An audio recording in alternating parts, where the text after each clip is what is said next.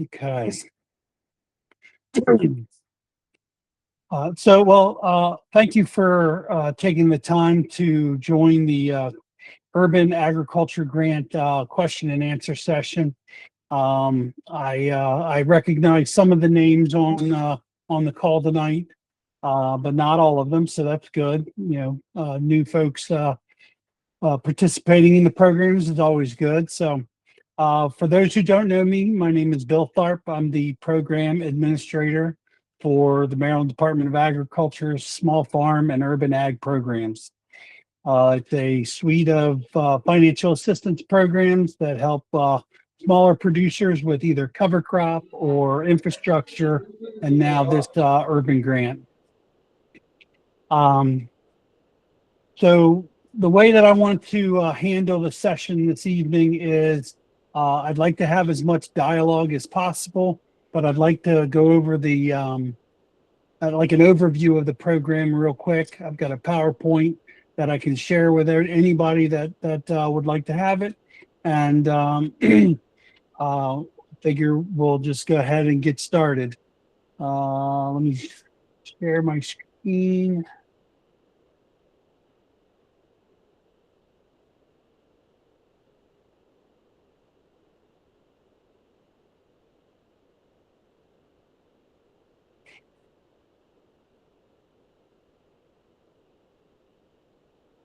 All right. Is everybody seeing the PowerPoint? We get it in presentation. Yes.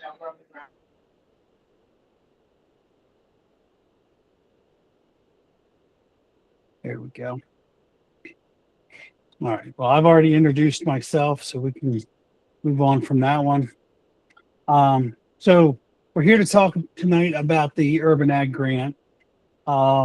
This started back in 2023 when the General Assembly, passed a bill into law that established a statewide Urban Ag Grant.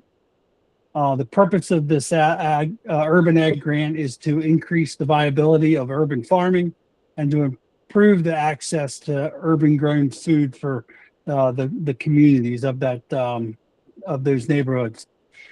Along the way, I've had a advisory committee that has helped me through the development of this entire project.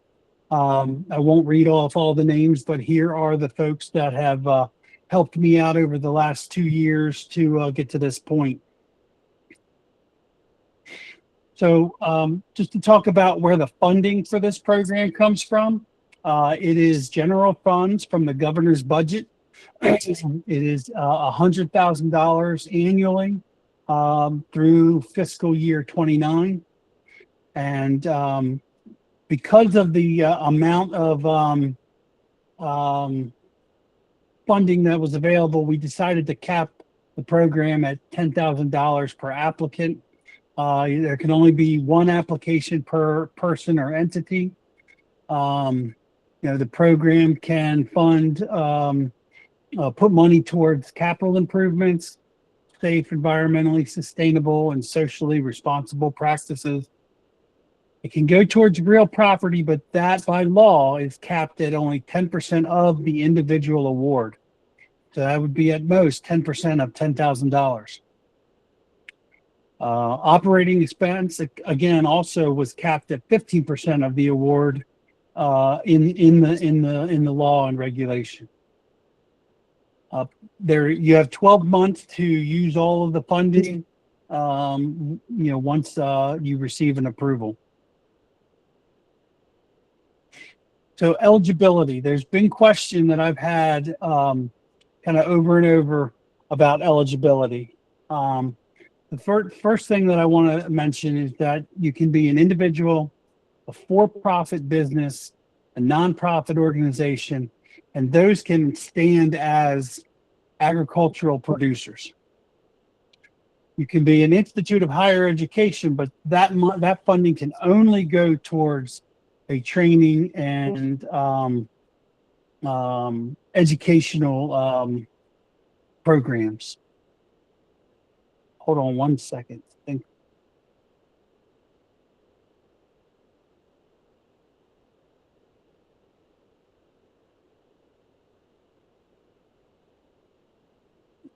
hold on.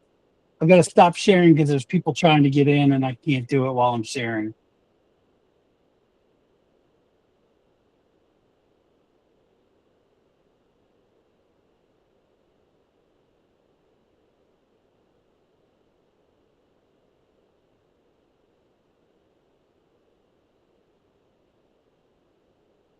All right. Let me go back.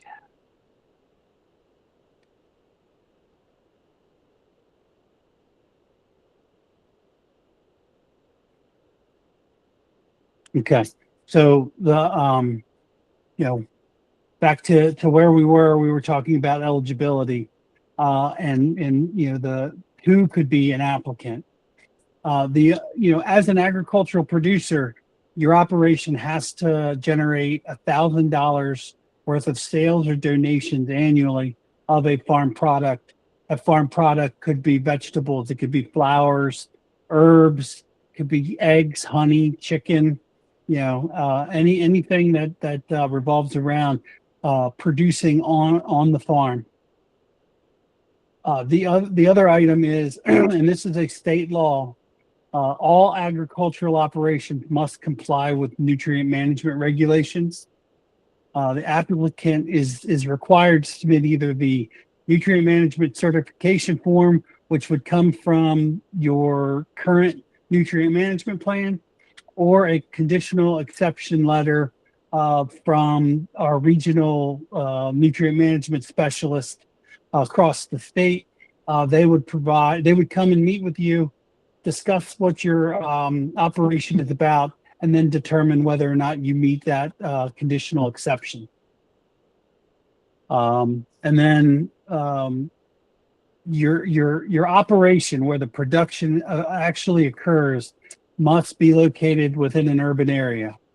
And the way that this program defines urban is that it utilizes the U.S. Census Bureau data, or you could be within the boundaries of a municipality, similar to like the city of Frederick, the city of Hagerstown, Salisbury, some of those places specifically, don't have U.S. Census Bureau data saying they're urban, but there's centralized areas of that town or what.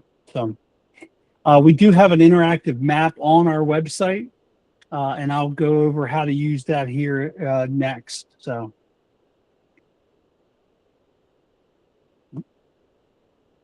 There we go. So when you go on our website, there'll be a link that says use the interactive map. This is what will come up. Just for understanding, the red lines are the U.S. Census Bureau data. The purple lines are the municipal corporations recognized by the state. So to use this, you would put your address up in the top left corner search bar. It should populate the full address once you start getting through the street name. You would choose that, and then you would zoom in on that property. For this example, I've used the incubator farm in Prince George's County at Watkins Park. But if you can tell, the surrounding area is all considered urban because the property is outlined in yellow.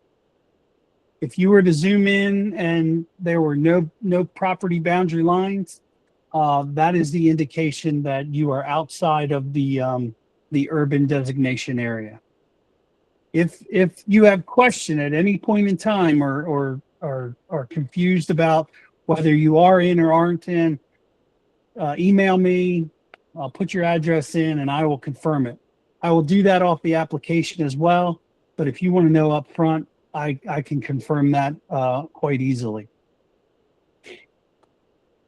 All right, so getting into the grant and the application, format. We did use Google Form this year. It's the first time we've used Google Form through the Conservation Grants Office. So we are interested to see and get any feedback on that.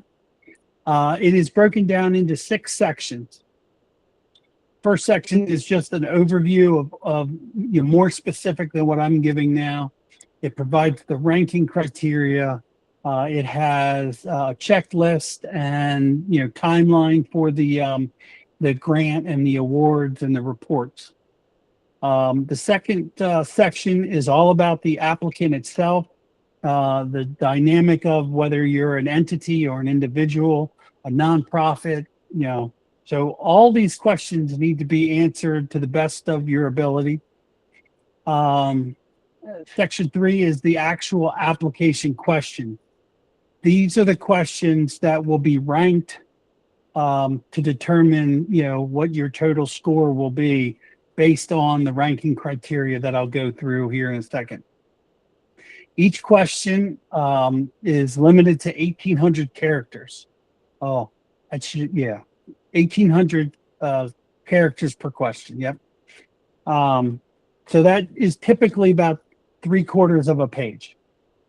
So we felt that was probably best suited to one, provide you enough opportunity to explain what you want to us to know, and reviewability was also from our standpoint and our point of view.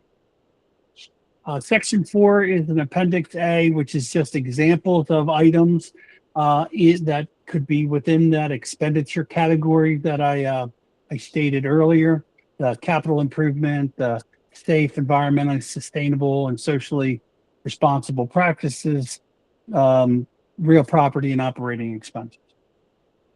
Section 5 is the certifications of, that you will be signing as an applicant. Section 6 is the department's approval signatures.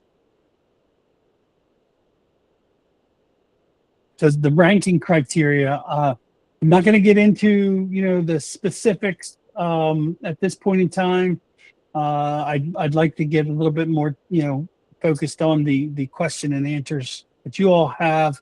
But these are the headings of the ranking criteria that our review committee will utilize, and then identify how the scoring for per question. There is a checklist on that overview, but the main thing that I want to make sure everybody understands is that the application is completed and submitted through Google Forms, and it is done before 5 p.m. on July 24th. Separately, the budget form, which is on the website, a map or sketch of the farm and production area, and that nutrient management documentation all have to be emailed separately to me, and then I will join everything together as the application packet. So here is my contact information. I will give anybody a few minutes if they want to scan the QR code, which will take you right to the Small Farm and Urban Ag website. And I'll open up everything to question and answers. I'm going to stop sharing so that I can see everybody, and we can open up the questions.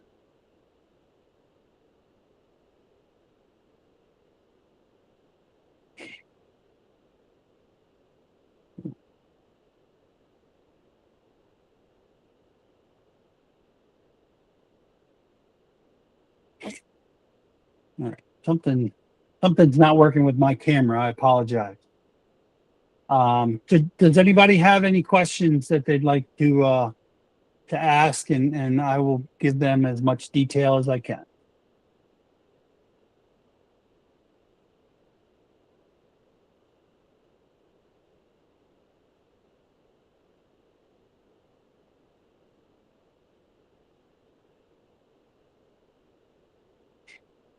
Go ahead, Kim. Thanks, Bill. Very excited about this new grant program. I was wondering if you could touch a little bit more, and I apologize if you did and I was running late, about the real property purchase and how that would work, and just sort of, I guess, more about the logistics of that and what's required. Okay. So the real property portion, again, it is capped at 10% of the overall award. What it can go towards is it could go towards, if you're leasing land, it could go towards your rental payment. If you already own land, or if you're interested in purchasing it, you go towards a down payment. It could be combined with other funds, you know, for that transaction. I will be honest, the real property is going to be something that is going to be a learn as we go kind of thing, because I don't know how it will affect like land transfer and settlement, costs and things like that. But that's what it's meant to go toward. Um, because of the limited amount of money, I can't see that this is going to go towards like buying a a piece of ground. It's going to go towards accompanying other funding and all to do that. But rental is also included as long as you have a long-term written lease. Jim, go ahead. Yeah, thanks, Bill. I appreciate it. Just a quick question I wanted to confirm. If you're lucky enough to be a recipient of another grant from the Ag Department, you're still eligible to also submit for this?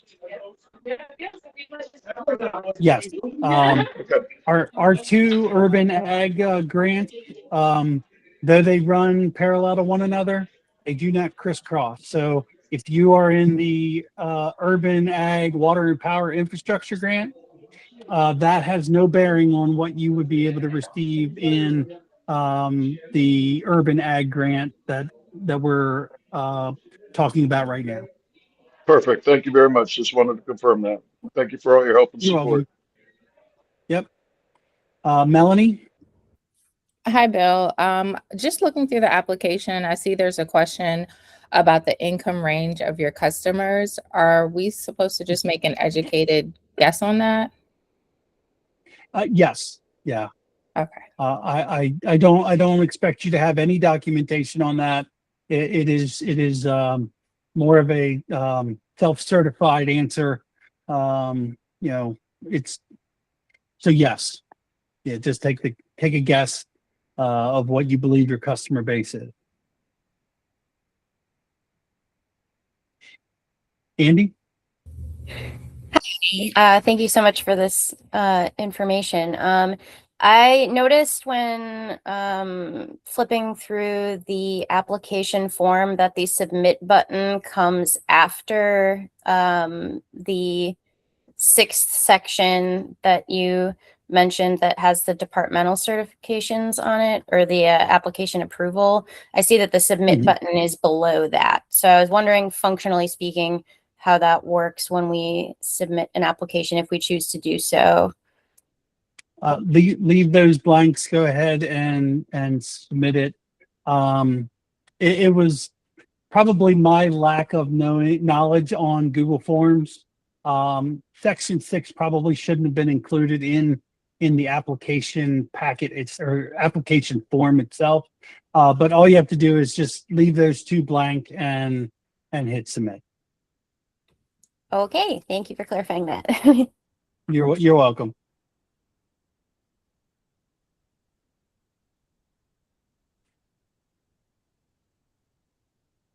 Any other questions?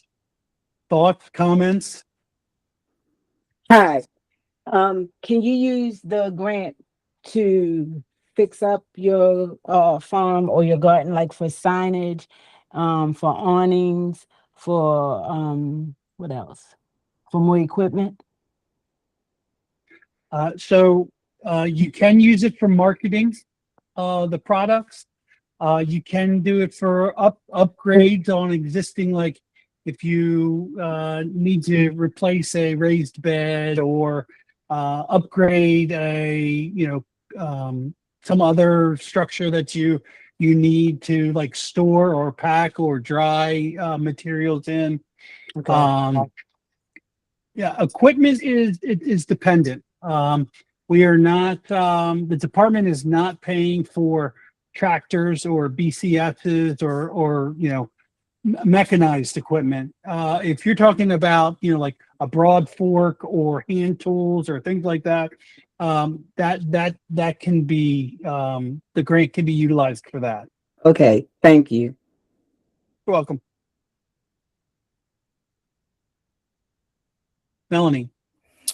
I'm not sure if I missed this, but could you speak more to who is involved in ranking the applications or what that process looks like anymore? Okay. So we will have a 3-person review committee. We have myself and another MDA employee, and then we have someone outside of the department who is sitting in on our review committee as well, who has experience with urban agriculture. That ranking is going to be based on, those categories, and we can talk about them a little bit more if you'd like to get into any specific one. But basically, each question has a point value based on what we felt was, priorities or important information that we would need, and then based on that point scale, how it works against those, what was it, 6 or 7 ranking criteria will then determine the score. And then each question gets scored individually, and then they get added up, and then we have our total score for each application. And then that's how we end up ranking them. Thank you. Was there any specific ranking topic that you wanted any more information on? I'm just looking through the questions and curious just I'm assuming that it would be more favorable if you had like hard numbers, but what if you don't? Well, it won't be used against you, especially if if you in your description of the operation that you're either just getting started or you've had like a garden that was for self-consumption and that you're now expanding that, that all plays into how the rest of the answers are evaluated. So somebody who is just getting started does not have a disadvantage of someone who has been, farming for 4, 5, 6+ years. It's going to depend on, how it affects, the sustainability of your farm, how it interacts with the community, and then, your production. What is the intent of I hate this question, but where do you see yourself in 5 years? Are you going to be growing? So, that's how we look at that. Brian, go ahead. Yes, good evening, Bill. I was wondering, I know you said we can use the grant for fencing. Also, could we use it for animal shelters and pens? What type of animals are we talking about? Pigs, sheep, and goats. Okay. Like run-ins, like I'm gonna say, yeah, I'm gonna say yes. You're gonna have to do you're gonna have to be pretty detailed on how that is going to, adversely affect your operation, and then how that would then relate to providing that food to the community, things like that. Okay, perfect. Thank you. Yep. Any other question on if your idea is eligible or not? I know that that's probably the biggest issue, some people might have is, well, this is what I want, but I'm not sure I can ask for it. I'd rather go ahead and get some of these ideas out on the table for everybody to understand. Melanie, go ahead. I have two questions. The first one is, I see low tunnels are on the appendix. If you already have low tunnels, but say need additional shade cloth or insect netting, is that allowable? Yes. Okay, and then my second question, Yeah. I see refrigerated storage. Could that include like mobile refrigerated storage? I would say yes. I don't know if I would, well, here, let me put it this way. The department is not going to buy a refrigerated trailer that you would have to register and license and all that. If you're talking about like, movable items that like, a freezer on wheels, to go back and forth to a market or a refrigerator unit, one of those kind of things, that I believe would be eligible. So I hope I clarified the difference between what I think the department will be finds eligible or not.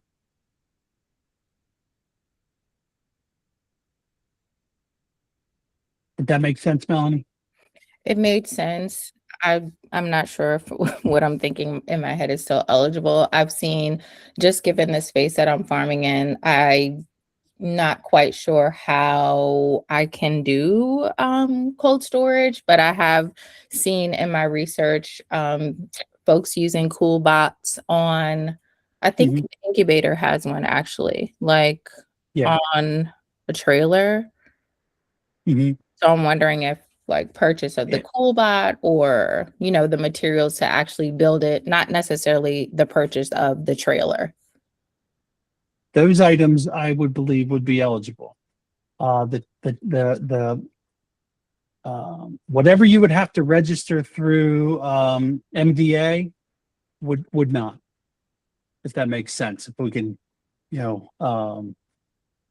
break it down that way. So if you have a trailer and then built the unit on top of it, that I believe we would, the material used to make the cool storage would be eligible. Kim, go ahead. I'm not sure if you talked about it yet, but it looks like the Southern Maryland Ag Development Commission is going to be assisting with grant writing. And I just also wondered if you could speak a little bit about like any assistance people might get in terms of matching. Are there any opportunities there? And are people allowed to talk with you about their ideas first before applying, just to make sure they're sound or aspects of them are sound? So I spoke with Somatic the other day. They had a couple questions and then let me know that they were going to do some in-person grant writing assistance. So you would have to look on Somatic's website. I think I saw an announcement that came out today or yesterday advertising it. That would be for, Kim, correct me if I'm wrong, but it would only be for the 5 Southern Maryland counties. And then that quickly I lost. What was the second half of your question, Kim? I didn't know if there were other programs that had matching funds, if you knew, like if people could like leverage funds for certain things. I'm just thinking like if people did the Marbidco, I know they have that urban ag grant as well. Are there ways to like leverage funds from both programs potentially or anything like that? The way that we created or drafted the budget form, there's 2 columns, one that shows the amount of funding you're requesting from our grant, and then there's another column that is for other sources of funding, whether that's out of pocket or through a loan process or other grants. So there is the ability, especially if your project is gonna be over $10,000, we would want to know what the $10,000 for the urban ag grant would cover. But it also would be nice to know that you have funding available, or you're going after additional funds to make sure that the entire project is able to be completed, because we don't want to put in money towards something that then doesn't get finished. So that's the way I was thinking. Melanie, go ahead. Could dry storage facility also include a shed for supplies? I'm sorry, repeat that again. I got distracted for a second. Could dry storage facility include a shed for supplies?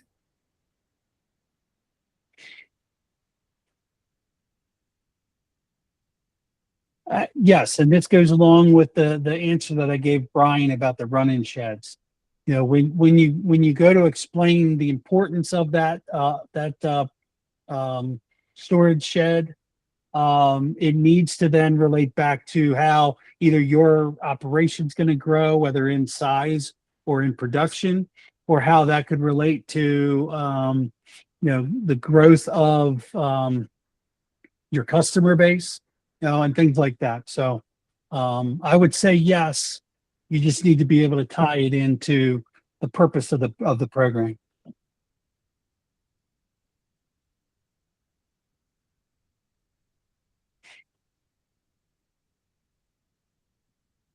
All right, I think Kim just dropped the somatic information on the grant writing assistance in the chat. So anyone who's looking for assistance on that, can contact somatic if you're in those 5 counties.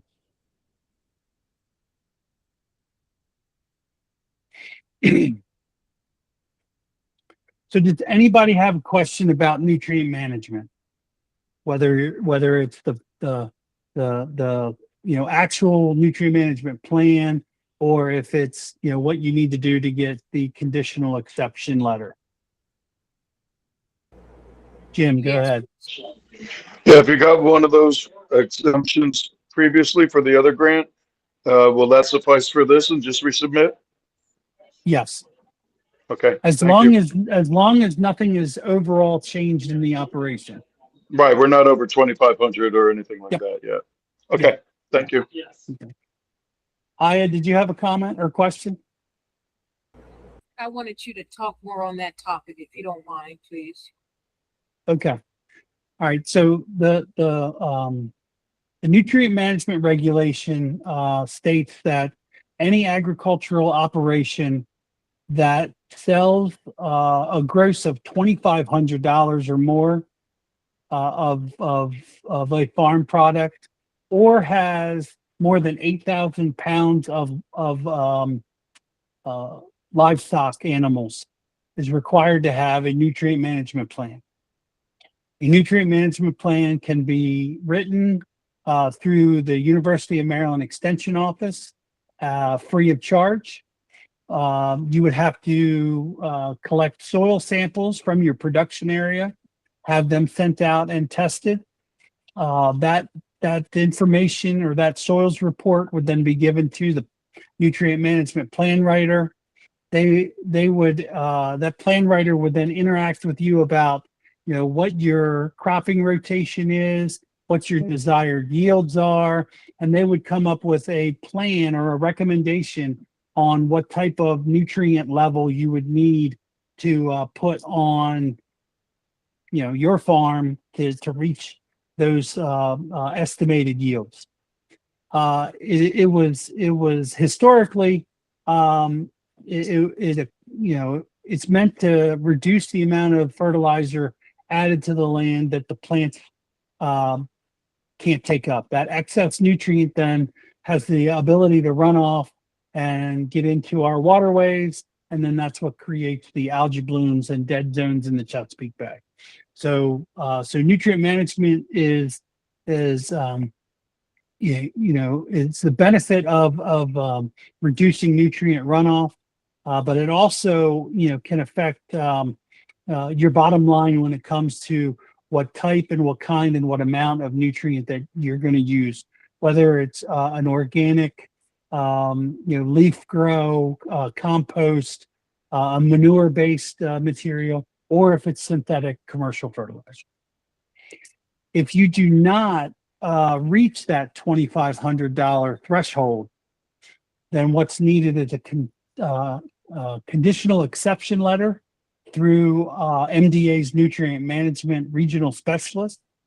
I can provide that information and contact depending on what part of the state you're in, and they'll do a site visit, talk to you about what your operation is, identify that you do not meet the threshold, and then the conditional exception letter would be granted, and that would be what would be used for documentation as being compliant with the nutrient management program or regulation. Excuse me.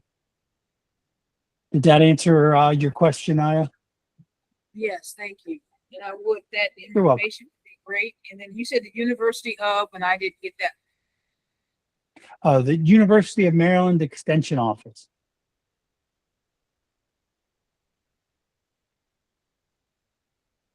Melanie? I'm gonna try to make this question make as most sense as possible, or the sense that it's making in my head. Sometimes I feel that there are some grants that are project specific. For example, my project is I want to build a compost bin system. Looking at the questions, the question on the budget says give a detailed narrative of each item represented form. And then there's another question that says use the specific language of this project.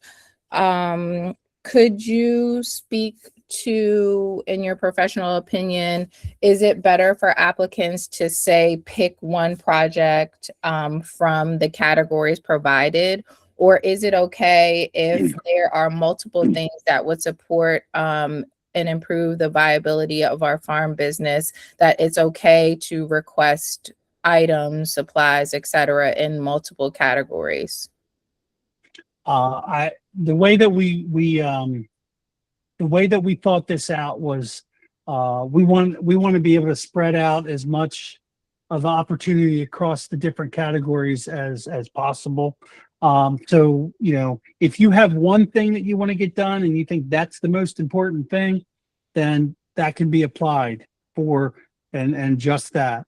If you think you need 4 or 5 different things, and depending on what they cost, still meets all of the criteria in the application and the overview, by all means, submit that. I think in my mind, when I wrote the application, when I used this project, I meant the project that would fall under the application, not a single individual activity or purchase or it didn't have to be a single item. You can do something towards marketing, and then you could do something towards GAP certification. You could do something towards seedling, compost mix. I think it's all going to be dependent on what works best for your operation as a whole, and then it's a lot about the details that are put in. To be honest with you, the more detail you can provide us about what it is that you're doing and how it affects urban ag and the access to food, the better. Andy? I'm sorry, Bill, can I just follow up really quickly with that? Because you said it at the last second. You said access to urban food. However, you did mention that the production could be cut flowers, could be eggs, could be anything. So as long as it Yeah. falls under those. Okay, I just want to make sure that Correct, it's not correct, just yeah. food focused. Okay, perfect. I was going to try to say something very profound, but flowers are food for your heart. So Thank I look at it that way. I So, would agree. So thank you for the clarification. It's helpful. Thanks. yeah. Andy? Thank you. What is the time period we should use for calculating the gross earnings? So both like the $1,000 threshold and the $2,500 threshold, would it be the organization's fiscal year? Would it be the federal fiscal year? Would it be the calendar year? Does that make sense? Any 12-month period. So just an annual basis, Okay. or your growing season, but yeah, it's just basically an average that each year you're going to make more than $1,000 or more than $2,500. So Okay. they're both that defined that way. It's not a specific one. That makes sense. I just want to make sure there wasn't within the regulation or like from where the where the language came Yeah. from. And then I did have No. one additional question. This Yeah. might be a typo, and if I'm overthinking it, I apologize.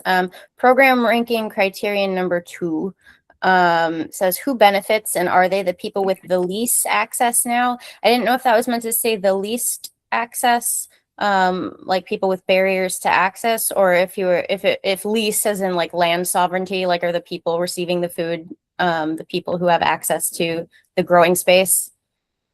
I didn't know if that was a typo. Let's see. Luckily, I printed them out, so I'm looking at them right now. I think what it should have been the people who are that are the least accessible to healthy foods. Okay, that was kind of what I thought. I just wanted to double check in case it was about land access. Okay, thank you.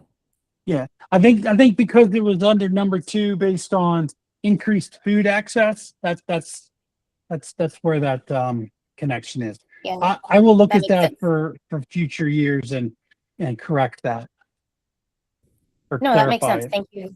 Yeah. Yeah.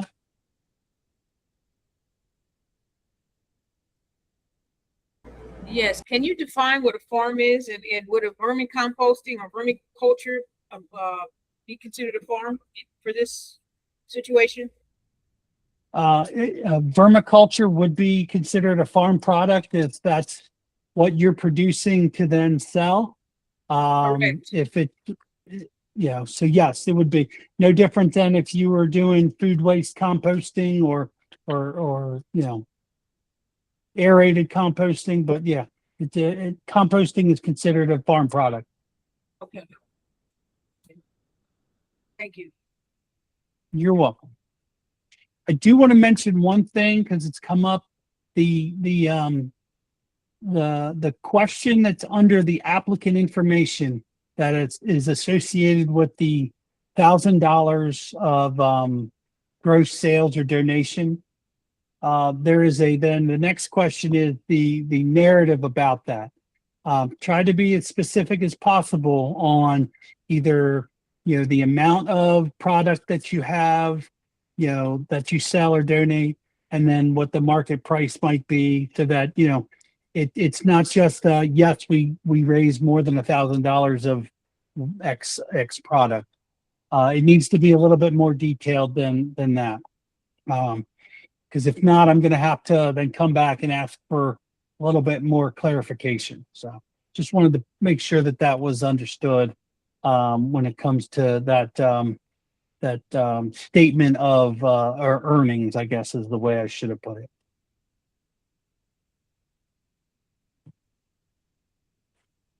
So are there any other questions? Melanie?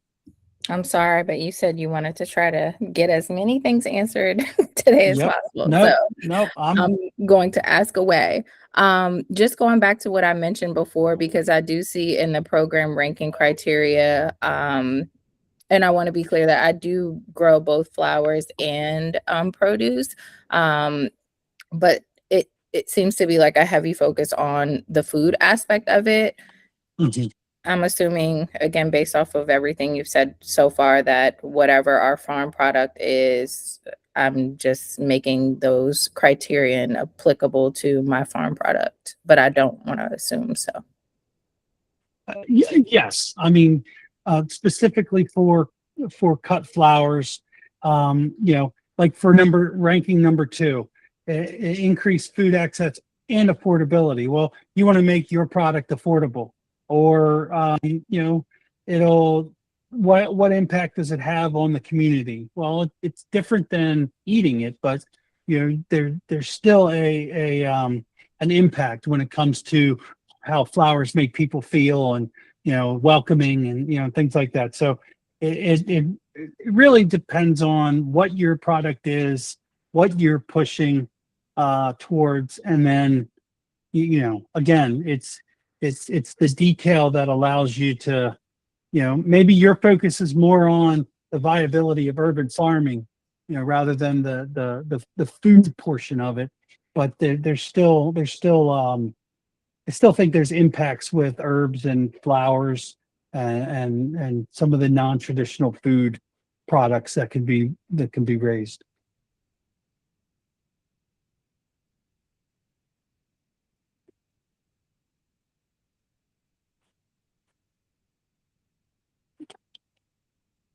All right, well, I want to be cognizant of people's time. I did set it up for 6 to 8 in case we got into big discussion topics. But if no one else has any other questions, then we can end the call early and get on about our evening.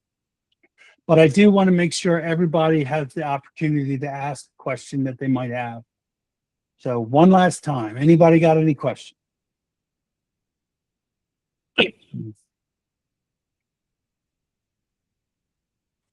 All righty, well then I'm going to call it. Kim, thank you very much for jumping on. We'll be in touch for other conversations. I want to end by saying, if you get off this call tonight and have questions tomorrow or next week, best way to do is send me an email, and I will get back to you as soon as I can. So I appreciate again the all of you coming out and joining us on the call tonight.